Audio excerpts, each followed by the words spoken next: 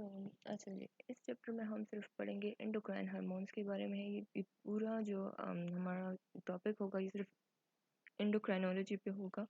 Neurotransmitter, autocrine, paracrine जो भी हमने पढ़ा वो इसमें इंक्लूड नहीं है, सिर्फ इसमें एंडोक्राइन हार्मोन्स है। सो एंडोक्राइन हार्मोन कौन से केमिकल मैसेंजर्स होते हैं? एंडोक्राइन हार्मोन्स वो केमिकल मैसेंजर्स हैं जो कि बगैर किसी डक्ट के डक्टलेस ग्लैंड से ये रिलीज़ होते हैं इनटू द सर्कुलेटरी सिस्टम। हमारे ब्लड में ये रिलीज़ हो जाते हैं और ये फिर ब्लड के थ्रू जाते हैं जहाँ पे भी इनकी ज़रूरत होती है, जहाँ पे भी इनका टारगेट सेल होता है वहाँ पे जाते हैं और टारगेट सेल के जो रिसेप्टर्स होते हैं उनके साथ ये बाइंड हो जाते हैं और अपना जो केमिकल रिएक्शन है उसको इनिशिएट कर लेते हैं। सही है। In contrast to exocrine glands, exocrine glands जो है उनके डक्ट्स होते हैं, वो अपनी सिक्रीशंस जो है वो डक्ट्स के थ्रू करते हैं। लेकिन एंडोक्राइन ग्लैंड्स जो है ये बगैर किसी डक्ट के ये अपने केमिकल मैसेंजर को सिक्रीट करते हैं और वो केमिकल मैसेंजर फिर सर्कुलेटरी सिस्टम में सर्कुलेट होता है पूरी बॉडी में। अच्छा जी, कुछ एंडोक्राइन हार्मोन्स जो है वो ऐसे होते हैं जिनका इफेक्ट बॉडी के हर एक पार्ट पे होता है या बॉडी के बहुत सारे पार्ट्स पे होते हैं। फॉर एग्जांपल हमारा ग्रोथ हार्मोन एंड थायरोक्सिन। अच्छा, ग्रोथ हार्मोन जो है ये रिलीज होता है इंटीरियर पिट्यूटरी से। और ग्रोथ हार्मोन करता क्या है कि ये बॉडी बॉडी के किसी भी पार्ट में, किसी भी टिश्यू में, किसी भी ऑर्गन में अगर हमें ग्रोथ की ज़रूरत होती है तो वहाँ पे ये ग्रोथ इनिशिएट कर लेता है।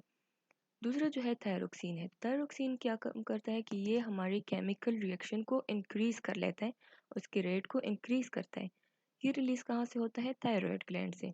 तो थायराइड ग्लैंड से जब थायरोक्सिन रिलीज होता है तो ये बॉडी के हर एक पार्ट में जाता है और हर एक पार्ट की केमिकल रिएक्शन के रेट को ये इंक्रीज करता है। सो मतलब ये है कि हमारे बॉडी के कुछ हार्मोन्स ऐसे होते हैं जो बॉडी के हर एक पार्ट पे अफेक्ट करते हैं। फॉर एग्जांपल ग्रोथ हार्मोन या फॉर एग्जांपल थायरोक्सिन। सही है। लेकिन कुछ हार्मोन्स हमारे एंडोक्राइन हार्मोन्स ऐसे होते हैं जो कि क्या क्या करते हैं कि वो सिर्फ स्पेसिफिक टारगेट टिश्यू पे अफेक्ट करते हैं। मतलब बॉडी के हर एक पार्ट पे उनका इफेक्ट नहीं होता, होते वो एंडोक्राइन हार्मोन्स ही हैं, लेकिन उनका इफेक्ट सिर्फ एक स्पेसिफिक टारगेट टिश्यू पे होता है। For example adrenocorticotropic hormone and ovarian hormone. Adrenocorticotropic hormone या एसीटीएच भी हम इसको कह सकते हैं, ये कहाँ से रिलीज होता है? ये रिलीज होता है हमारे इंटीरियर पिट्यूटरी ग्लैंड से। और ये क्या करता है? एड्रीनल कॉर्टेक्स जो कि हमारी किडनी पे है उसको स्टिमुलेट करता है और वहाँ से रिलीज करता है एड्रीनोकॉर्टिकल हार्मोन। सही है। सो एसीटीएच का काम जो है वो एक स्पेसिफिक टिश्यू पे है जो कि एड्रीनल कॉर्टेक्स है। सही है। दूसरा जो है वो है ओवेरियन हार्मोन्स। तो ओवेरियन हार्मोन का फंक्शन कहाँ पे होता है? ओवेरियन हार्मोन का फंक्शन होता है फीमेल सेक्स ऑर्गन्स पे या फीमेल सेकेंडरी सेक्सुअल कैरेक्टरिस्टिक्स पे। सो इन दोनों हार्मोन्स का जो एसीटीएच है या ओवेरियन हार्मोन है, इन दोनों हार्मोन्स का फंक्शन जो है वो पूरी बॉडी पे नहीं होता बल्कि सिर्फ एक स्पेसिफिक टिश्यू पे होता है। सही है। अम, मतलब ये है कि एंडोक्राइन हार्मोन्स में कुछ ऐसे हैं जिनका इफेक्ट पूरी बॉडी पे होता है, कुछ ऐसे हैं जिनका इफेक्ट स्पेसिफिक टारगेट टिश्यू पे होता है और उनके एग्जांपल्स हमने पढ़ ली। अच्छा अच्छा जो एंडोक्राइन हार्मोन्स होते हैं, जो हमारा हार्मोनल सिस्टम है, तो ये जो है हमारे बॉडी के बहुत सारे मतलब ऑलमोस्ट ऑल फंक्शंस को ये रेगुलेट करता है। चाहे वो हमारा बिहेवियर हो, चाहे वो हमारा रिप्रोडक्शन हो, चाहे वो हमारा वाटर एंड इलेक्ट्रोलाइट बैलेंस हो, चाहे बॉडी की ग्रोथ एंड डेवलपमेंट की बात हो, चाहे मेटाबॉलिज्म की बात हो। सो जितने भी हमारे बॉडी के मेन फंक्शंस हैं, जितने भी फंक्शंस हैं हमारे बॉडी के, almost all of the functions are regulated by our hormonal system. इसका मतलब ये है कि अगर हमारा एक भी हार्मोन हमारे बॉडी में मिसिंग हो तो हमारी बॉडी जो है वो नॉर्मल नहीं होगी, वो नॉर्मली को बहुत बैडली अफेक्ट करता वो हमारी बॉडी को बहुत बैडली अफेक्ट करेगा। फॉर एग्जांपल अगर हमारी बॉडी में ग्रोथ हार्मोन ना हो, ग्रोथ हार्मोन क्या करते हैं कि हमारी ग्रोथ को स्टिमुलेट करते हैं। तो अगर ग्रोथ हार्मोन है ही नहीं तो हमारी बॉडी ग्रो ही नहीं करेगी और हम जो है वो ड्वार्फ होंगे। अगर नहीं होगी तो तभी ना। सो ड्वार्फ का मतलब क्या है कि हम बहुत शॉर्ट हाइटेड और बहुत हमारी लिमिटेड सी हाइट होगी, सब कुछ बहुत ही शॉर्ट सा होता है, इनको हम ड्वार्फ कहते हैं।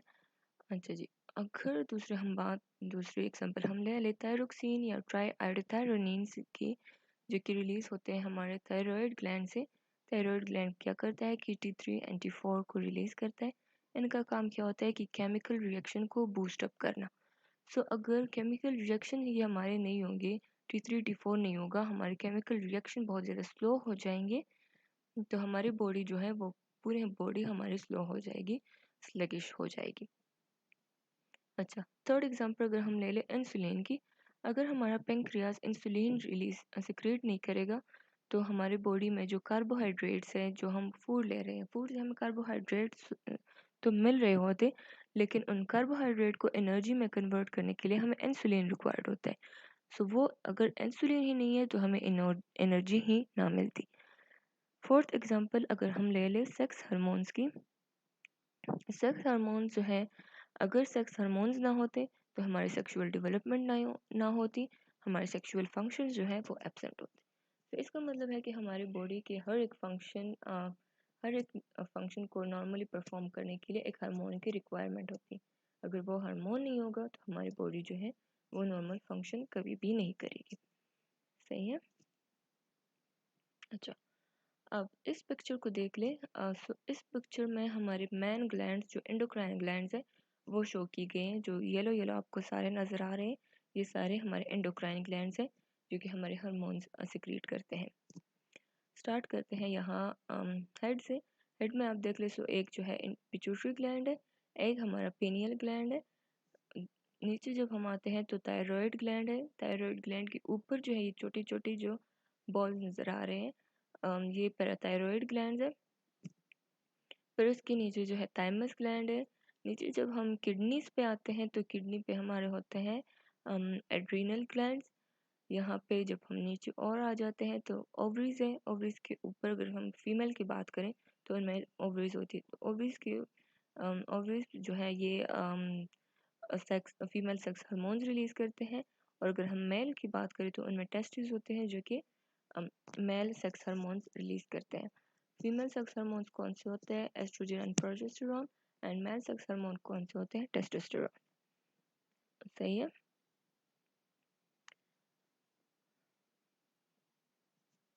अच्छा, अब chemical structure and synthesis of hormones. तो हमारे बॉडी में जो हार्मोन्स होते हैं, एंडोक्राइन हार्मोन्स होते हैं, उनकी मेनली तीन कैटेगरीज हैं, मतलब तीन डिफरेंट क्लासेस हैं। एक है प्रोटीन्स एंड पॉलीपेप्टाइड्स, दूसरा है स्टेरॉइड बेस्ड, एंड थर्ड जो है अमाइनो एसिड टायरोसिन बेस्ड। अच्छा, सो प्रोटीन्स एंड पॉलीपेप्टाइड्स हमारे बॉडी के जो मोस्टली हार्मोन्स होते हैं ना, वो प्रोटीन एंड पॉलीपेप्टाइड बेस्ड होते हैं।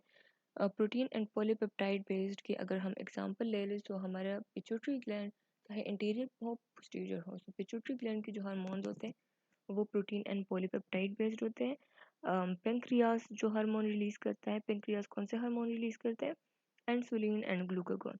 सो वो भी प्रोटीन एंड पॉलीपेप्टाइड बेस्ड है। अगर हम पैराथायरॉयड की बात कर लें तो पैराथायरॉयड ग्लैंड से कौन से हार्मोन रिलीज होते हैं? पैराथार्मोन या पैराथायरॉयड हार्मोन रिलीज होते हैं। सो वो भी प्रोटीन एंड पॉलीपेप्टाइड बेस्ड है। इसके अलावा और भी बहुत सारी एग्जांपल्स हैं। स्टेरॉयड बेस्ड हार्मोन्स जो हैं वो हमारे एड्रीनल कॉर्टेक्स के हार्मोन्स है। एड्रीनल कॉर्टेक्स से कॉर्टिसोल रिलीज होता है एंड एल्डोस्टेरोन रिलीज होता है। सो ये दोनों हार्मोन्स जो हैं ये स्टेरॉयड बेस्ड है। दूसरा, अगर हम ओवरीज या टेस्टिस की बात कर लें तो वो भी जो हार्मोन्स रिलीज करते हैं वो भी स्टेरॉयड बेस्ड होते हैं। थर्ड जो है derivatives of amino acid tyrosine, तो वो मेनली दो ग्लैंड्स करते हैं। एक है हमारा थायराइड ग्लैंड, दूसरा जो है वो है हमारा एड्रीनल मेडुला। सो थायराइड ग्लैंड से कौन से हार्मोन रिलीज होते हैं? T3 and T4।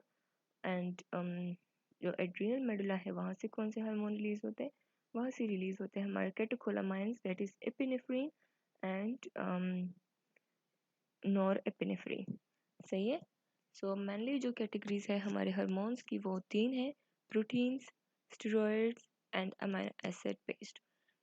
लेकिन हमारी बॉडी में जो है पॉलीसेकेराइड बेस्ड या न्यूक्लिक एसिड बेस्ड कोई हार्मोन्स भी नहीं होते। सही है।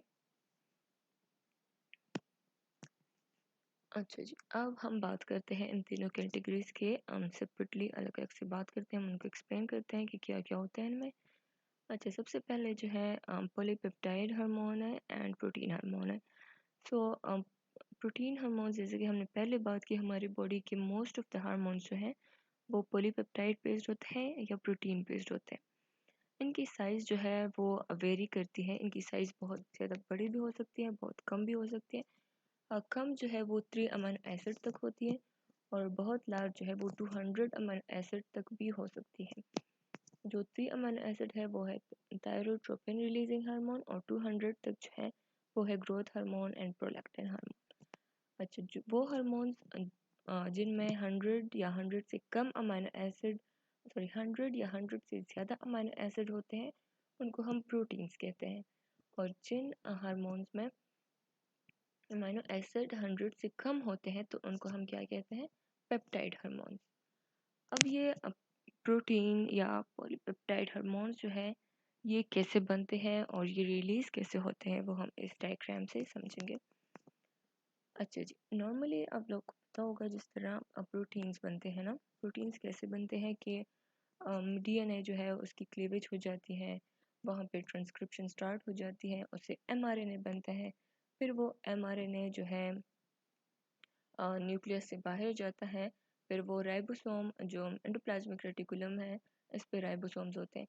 तो ये राइबोसोम के साथ अटैच होके जो है ट्रांसलेशन स्टार्ट कर लेता है और ट्रांसलेशन पे जो है और टी आरएनए जो है वो क्या करते हैं, अमीनो एसिड को लेके आता है और उससे एक प्रोटीन बन जाता है, एक पॉलीपेप्टाइड चेन बन जाता है। अब इस वाले डायग्राम पे आ जाए, सेकंड वाले जो है, अब इसमें आप देखिए एक प्रोटीन बन गया है,